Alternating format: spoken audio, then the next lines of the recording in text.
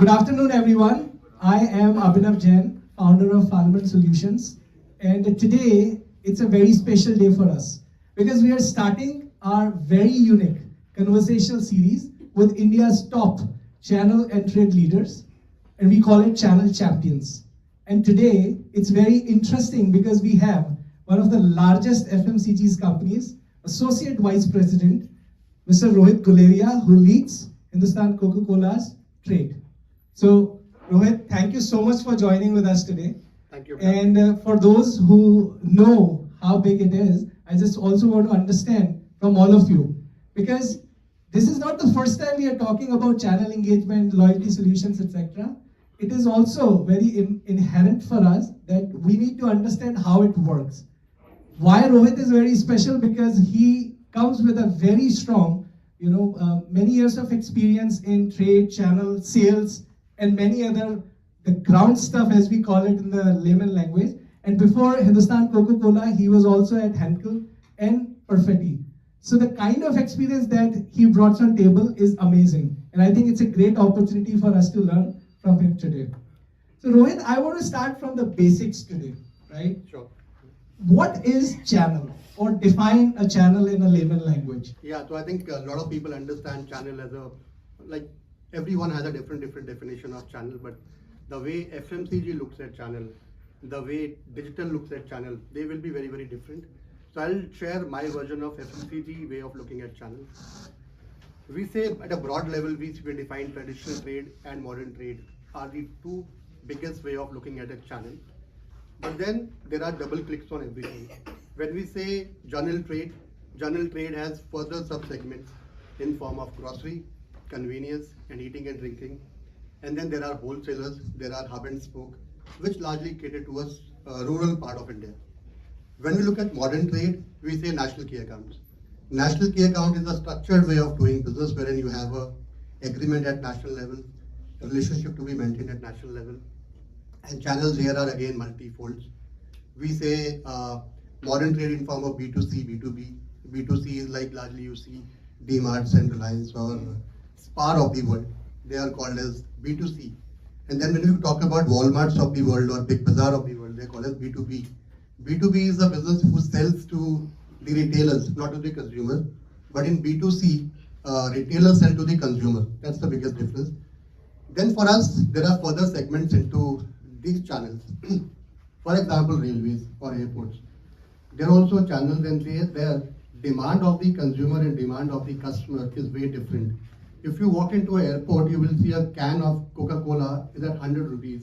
When you go to a cafe or a fine dine, you will find can of 60 rupees of Coca-Cola.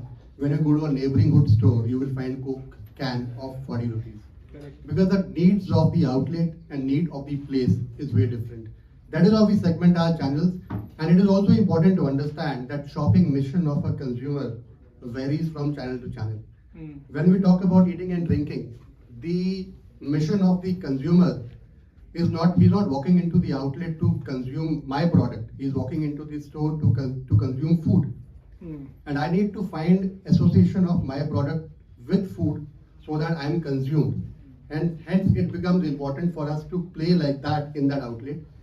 When we go to a grocery, my consumption occasion is not in the outlet, it is the future consumption. Because tomorrow, day after tomorrow, if they are doing a pantry topper for a month, pantry topper for a week, they know that what are the shopping occasion at home. But when we talk about convenience is a big panwala, pharmacist. Their shopping consumption experience or need is not to take home or consume there, it is on the go. So that is how shopping mission also defines that what role we play in that channel. And I like the word shopping mission. Yes. Because we never shop like a mission, but it is actually a mission. It's actually a mission. And we need to, shopping mission we can't define. Shopping mission is what consumer define. We need to find where we fit into that shopping mission. Only then you will be relevant to the consumer. And that's where the product also plays an important role. Because in shopping mission, the different journey, different product will play different placement. It definitely plays a very, very important role because let's say the reason of consuming a juice or reason of consuming a beverage like sparkling or reason of consumption of water varies. Varies from consumer to consumer, and needs are also very different. So very interesting. I think What I feel here, okay, that first of all you clarified there are different channels, and every channel has a different role to play, and consumer also looks at these channels in a different way altogether during their mission to shop, right? But I think what I understood as well in your explanation, there are various different types of channel partners that you will have, right? And you have to engage with them in various ways to make sure that they are aware of your product, they are happy, probably giving you feedback about the customers and buyers as well. So my question to you would be, what challenges do you face, especially while engaging these channel partners? And if you can probably share some examples from your journey, from engaging with these channel partners. You have been doing this for many years. So it is a very, very interesting question, and the answer varies from the type of channel. When we talk about general trade is low on relationship. I'm not saying that relationship is not important there. It is very important, but it is handled by since the scale is so much. In India, we have more than 10 million outlets across India. And it is important to have a one-on-one relationship with them. Correct. By any single person or single entity. Their relationship is maintained by our the field who is covering them in the desired frequency. And of course, we train those people to how to maintain your relationship, manage your relationship. And of course, the biggest trigger of that relationship is service. If you are servicing the outlet, enabling them to grow and mint money or make money out of your product, that's the biggest service or that's the biggest drive for a relationship. But when you talk about modern trade, you definitely need to be extra cautious because we are dealing with the companies of your size or a size bigger than you. And their stakeholders are as educated or as senior as you are. And then the deal is that earlier it used to be a spoke kind of system that one person is speaking to another person and the entire organization is standing behind them. Now it is not like that because we are moving towards the direction of being expert. Now today it is a chessboard kind of an arrangement where the key account person talks to the buyer, the AVP talks to AVP because there are also hierarchies and relationship plays an important role. And also in that relationship it is important that how you engage with each person. Supply chain engages with supply chain because routines are very, very important in such kind of relationship, and hierarchical mapping of annual JBP along with the CEO, maybe a fortnightly meeting with the VP level person, and then the modern trade heads or the channel heads to meet at monthly level, and the account manager need to meet at a weekly level with the stakeholders to understand the live issues. So eventually at the end of the day in the industry, availability of the product and your behavior with the counterparts, your relationship and your investment is makes the biggest difference. We always say it is important to understand their KRA so that you help them deliver their KRA that define the relationship trigger for in the organized way of working. Yeah, I think everyone says that way only, that no one is looking for your solutions. They're looking for solving their problems, right? And that's very important for whether we as a platform provider or you as a product provider to eventually your channel partners who eventually sell it to a consumer or a buyer. Yes. So I think that remains constant throughout any business. Absolutely. We have to solve someone's problem. That's why they will find that solution. I mean, we do not buy a tablet as they say. हम हमेशा sir दर्द की गोली लेते हैं, right? हम सिर्फ गोली नहीं लेते हैं. हमें सर दर्द होता है तो वो गोली सही कर देती है. तो आपके चैनल पार्टनर्स के भी कुछ challenges आते हैं क्या ऐसे? So relationship is very important, as I understand. What else? See, it is important to understand what is the model of the other person and what is their expectation. So I'll give you an example. For example, and I'll largely talk about the organized sector here because it will be much more relevant. आप सब उससे associate भी कर पाएंगे. D-Mart का consumer different है, Reliance का consumer different है और D-Mart का consumer different है. बिल्कुल. मुझे उसे solution उसके demand के हिसाब से देना पड़ेगा. अगर मैं ग्लास बॉटल को मैं अगर ली मार्च में रखना शुरू कर दूंगा तो उसका एक्सेप्टेंस नहीं होगा. I need to understand that what is the need of my consumer and provide them solution. I have a plethora of let's say 200 plus SKUs, but all will not be relevant for all the outlets, and that is where you play that role. And then again, I think beyond that, they also have a targets of their own profitability. How you are enabling them by sharing your knowledge, by fitting your giving solutions which help them earn more and churn more, is something which I believe is one of the biggest differentiators. Okay. And along with this, what strategies do you think that brands should apply, or industry? I would not use a brand or a company or just a segment, to enhance this relationship with them. So of course the food soldier is very important. Rightly you mentioned कि यदि हम उनको वो experience, वो service नहीं देंगे, चाहे वो CEO के साथ yearly meeting हो या 6-month meeting या VPs के साथ fortnightly meeting हो, that is very important.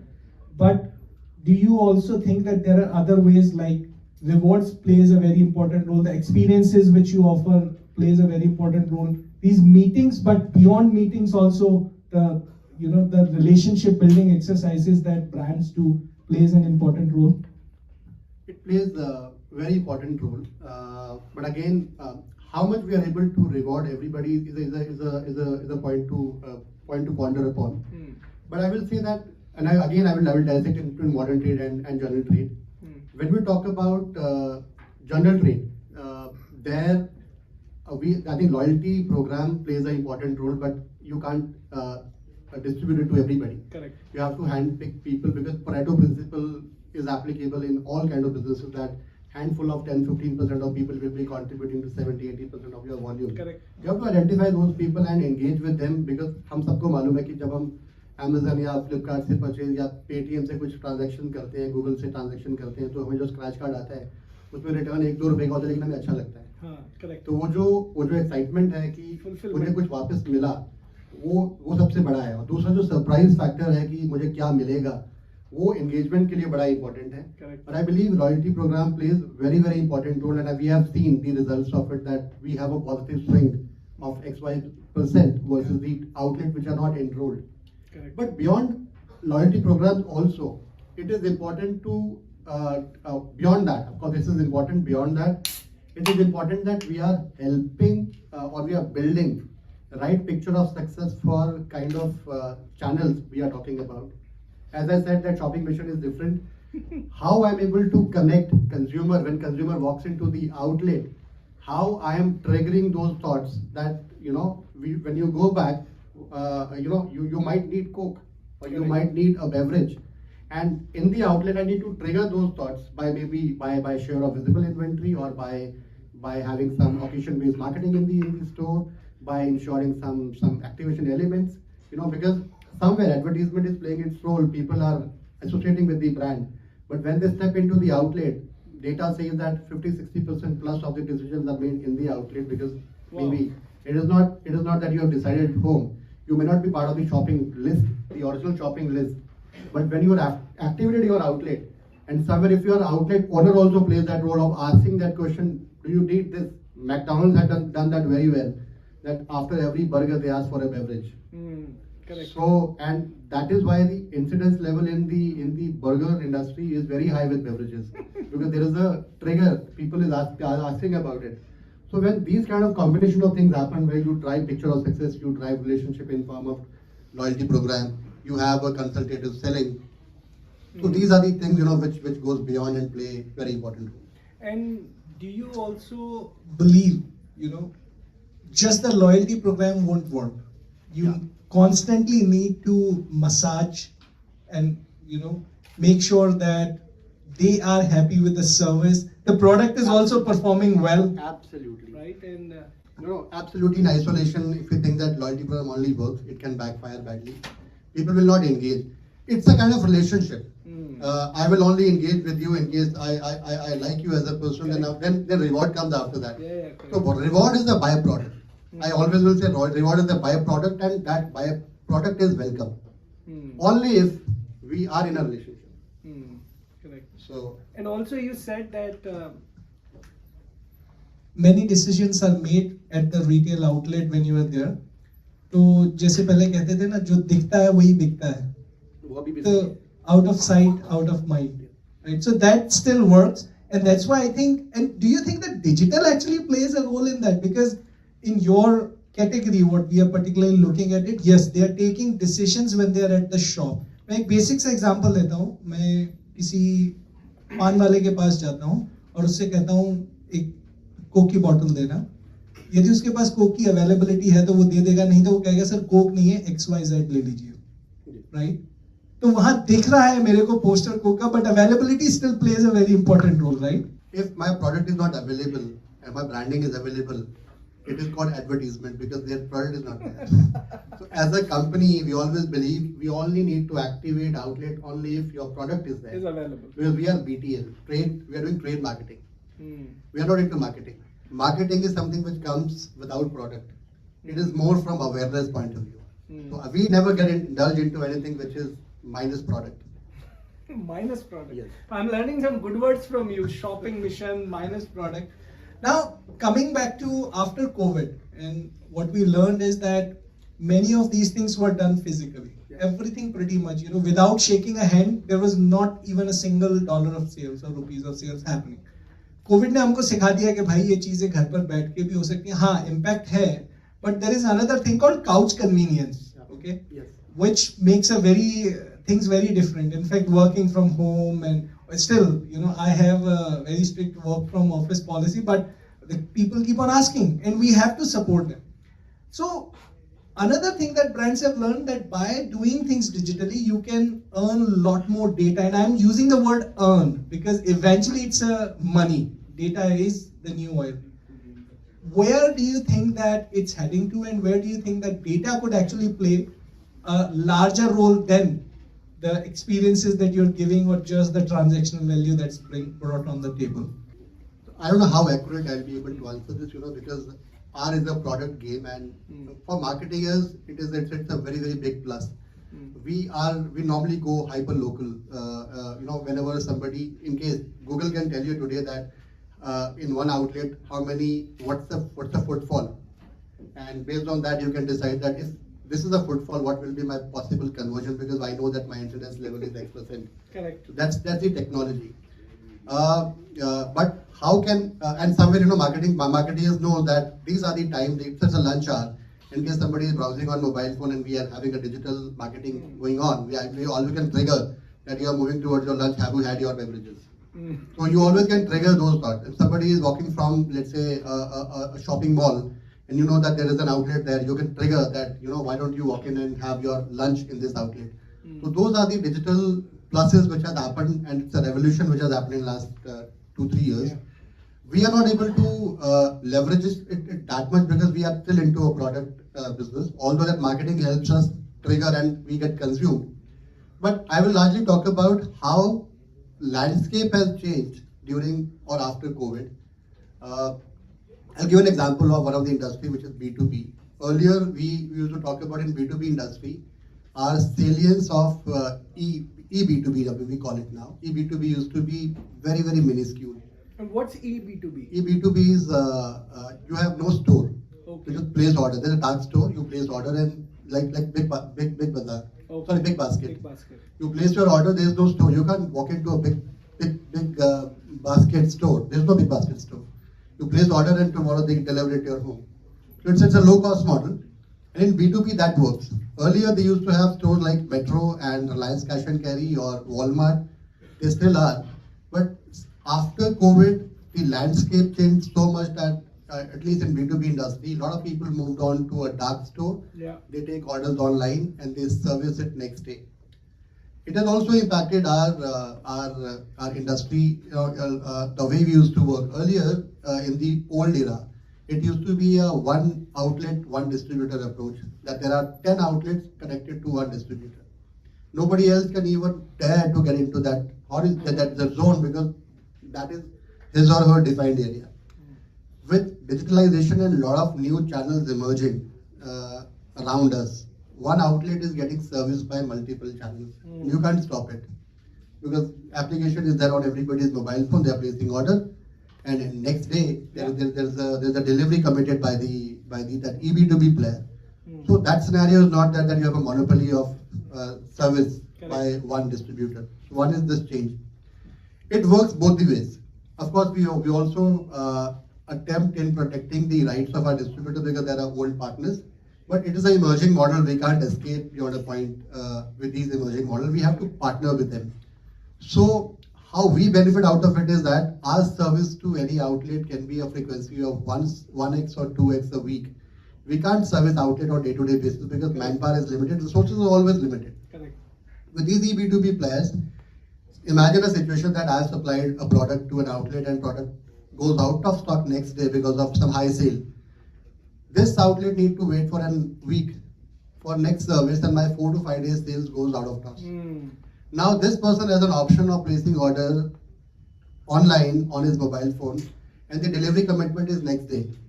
By that, I'm also at peace and outlet is also at peace and distributor is also has nothing to lose. Correct. So it's a win-win situation and I think we all need to embrace technology and make best use of it in whichever way we all can. Correct. So last time when we spoke, you said model of inclusive growth, right? So yeah, it's like my one of the favorite topics. So model of inclusive growth is that every channel is at a very different stage of evolution. We say traditional trade, name traditional talks about it, that it's a bana banaya business hai. Modern trade talks about modern trade hai. Or instant mart is the latest child in the block, and it has changed the way. 10 minutes delivery and absolutely next day delivery and all of that. Think about it. Whenever I used to keep my beverages at home, my son used to consume it before I used to consume it, and of course we did never want them to imbibe, because their consumption habits goes out of control. Correct.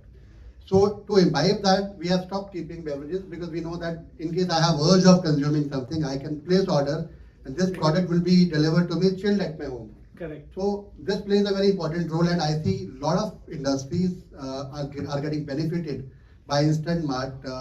For example, chocolates, condoms, beverages, ice creams. They are runaway hit in the instant mart. Correct. But if I go to a previous model of Amazon and Flipkart, we like the FMCG used to struggle because our product cost is 10 rupees and delivery cost is 70 rupees. It was not fitting into the model. While this model of 10-minute delivery is very much getting accepted or is a welcoming sign for the industries which are into an impulse category. So model of inclusive growth, I'll go back to the original question. So I say that every model is, or every channel is at a different stage of growth. And we see that. We always read in the newspapers that rural is going ahead of urban. Yeah. Metros have matured.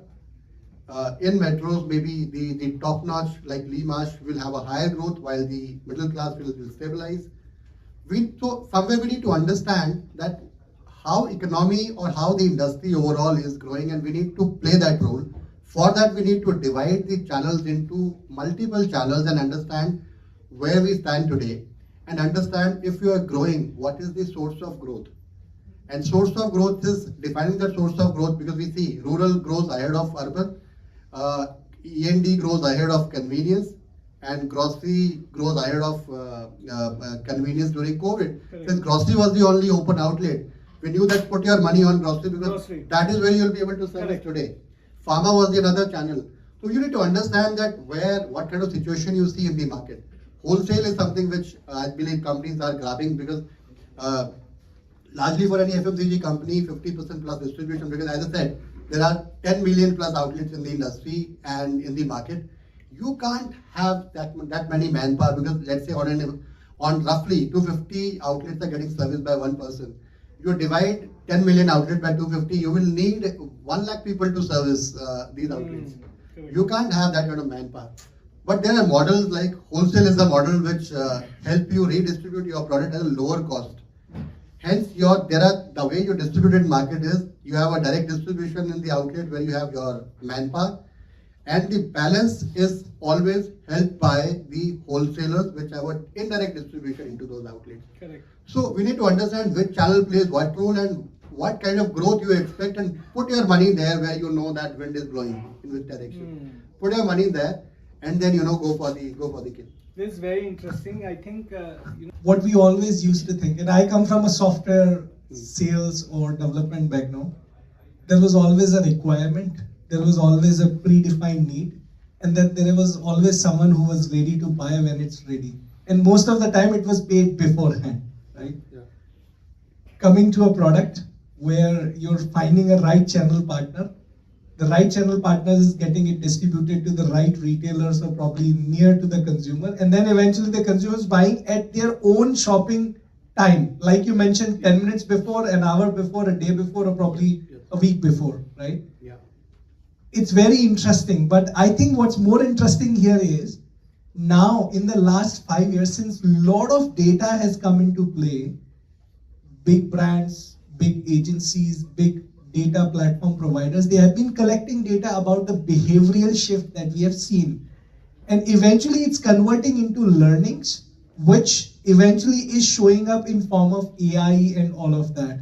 So I'm sure you may have heard of ChatGPT, which has happened and suddenly it disrupted the way you used it already, right? So where do you think AI, and I have a good example which I'll definitely share with you, will play an important role? Will it play, or if it plays that, where will it actually be able to enhance your channel engagements with your channel partners differentially?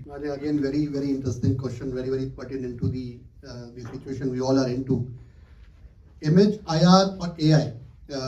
We normally call it IR because our AI is from IR. Yeah, correct. IR is an image recognition, and in somewhere, I believe, but before I attempt that question, I believe too much of everything is also bad. Correct. So I believe that somewhere today, right now, we need to balance out that how much we need to make use of it and how much we need to rely on old ways of working, because somewhere you need people to drive it. But how to make sense out of the data, because data is getting gathered in lakhs and crores. Billions of rows. Billions of rows, and you need to make sense out of it. Earlier, in the initial days of my career, we used to have an Excel sheet in which I used to work upon, and it was very easy to extract data out of it. Today, my analytics, my data analysts also is not able to use Excel because Excel is not able to hold that many number of rows. Correct. And data extraction has become a issue, and hence the technology has moved on to a new platform. Correct. But I believe that how we as an industry make benefit out of it is that if I am into a beverage and I have an affinity with some other association with some kind of similar neighboring categories, for example, snacking is in category, or maybe a biscuit is in category, or Maggi is in category. If I see that I have an affinity or close association with these kind of categories, and I'm not available in my image recognition, I see that my XYZ range is not available, but this Doritos is available there, or maybe Pringle is available there. I need to ensure that iCoke is also available there. Correct. Because that's the right outlet to place this kind of similar product. And that is where we play that role of cross-selling and upselling. Upselling in a way that you see that maybe of a similar association, a bigger pack is available, but I am placing the lower packs there, and I see that pack is getting consumed. I definitely need to introduce my bigger pack there because consumption is happening. There's a need, there's a demand. Correct. So that is how we make use of AI and IR right now. Maybe we need to learn more. Maybe the partners like you will play that role. But we are at a very, very, very mid stage of using it. Of course, data extraction is something which we are learning. But I firmly believe that it plays a very important role. But we have to be very watchful. How much is too much? And what are you searching on ChatGPT, by the way? No, I was about to attempt one of the cultural discussions, and I was struggling to find a write-up on it. So I wrote some questions. What should be the best write-up for this kind of situation? It threw up some stories around it that helped me build my story, and I ultimately was able to attempt it well. Right. So I think that's how it's happening right now. I have an example which I always felt would be very relevant to not just beverage, but in a food and beverage category altogether. Brands like yours spend a lot of money in putting coolers out there or shelves out there, but there is a challenge. You could call it in your language purity, or you call it, is my shelf holding my products, right? Yeah. AI actually can play a very important role in doing two things out there. Number one, you would come to know if the shelf is actually being used for the products it was intended for. Second, can you engage your shelf planner or your retailer or the shopkeeper, whosoever it is, in making sure that they constantly engage with your shelf to put your products out there? And here is what one of our developers thought about it. They said that imagine you have an application which is there with every retailer, and you have a cooler or a shelf out there, and in that application you have a section where you could say, click here to check your shelf. When someone clicks on that, it opens the camera and it quickly scans the shelf, and there itself it tells you, okay, this shelf has probably 20% your products, 30% your competitors, and 50% irrelevant. And that's not it. Immediately it opens up and says to the shelf planner or retailer, saying that if you immediately put up products out here within next 2 hours or 2 minutes or whatever it is, we give you some rewards for doing that, right? And if he does it or she does it, then you instantly give them a reward, probably a certificate or whatever it is. But what I'm thinking here is that here is a perfect example of image recognition coupled with engagement, with instant gratification, all the 3 topics that we actually talked about today. So it's not just about using technology, it is also about how you applicate this technology to make something happen, and eventually giving that experience of instant reward, which absolutely trumps it all, no doubt on that. So Rohit, I think it was good talking to you today and learning about these. I've learned 3 words, very good words: shopping mission, which is absolutely model of inclusive growth, no doubt on that. And what you rightly mentioned about is that the time of the purchase depends on what you want to do with that product that you're purchasing. So I think that was great, everyone. I hope you loved it, and there was a lot of insights that has come from Rohit, and with his so humble and very clear, knowledge that he was able to share with us. Let's give a big round of applause for him.